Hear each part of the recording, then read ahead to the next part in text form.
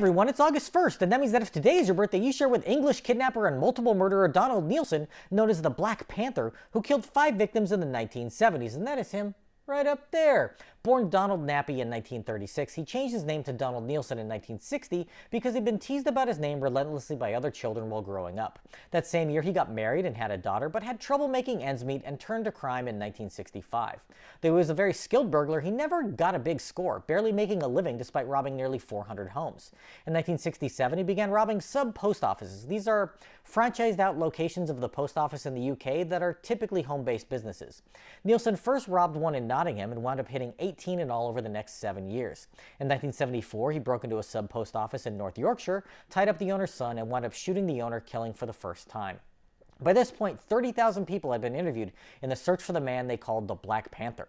No word on how many of them said the phrase, "Wakanda forever." 6 months later, he killed again during a robbery, and then 2 months later tried to subdue the owner of a sub-post office with ammonia, but failed and ended up killing the resident instead. In 1975, he decided to kidnap a teenage girl who'd been left a large fortune by her deceased father, thinking it could finally be the big score he was after. He abducted her at gunpoint, leaving a ransom note behind in the kitchen on a box of chocolates. Neilson took her to a drainage shaft, put a rope around her neck, and left her with some food set up so that if she were to try to escape, she would end up hanging. Her mother called the police, but a freelance reporter overheard the call and a local radio station reported on the kidnapping, causing the response to change for fear that the kidnapper would kill the victim. When he called a phone box at the designated time in the note, no one answered. Neilson then called the home, but there was no answer there either. He became frustrated and robbed a bank branch, shooting a security guard in the process, who died from his wounds just over a year later, and left his car at the scene, which was ignored by police for 8 days. In the meantime, he called the home again, this time setting up a drop-off point for the ransom, which was in the same park where the drainage shaft was located.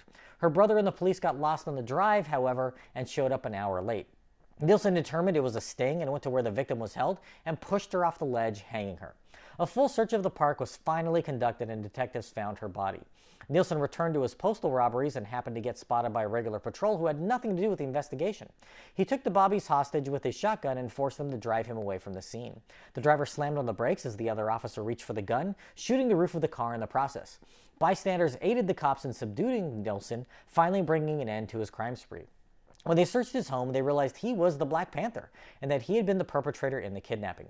He was convicted of 4 murders and spent the rest of his life in prison as one of England's most notorious criminals, dying in 2011.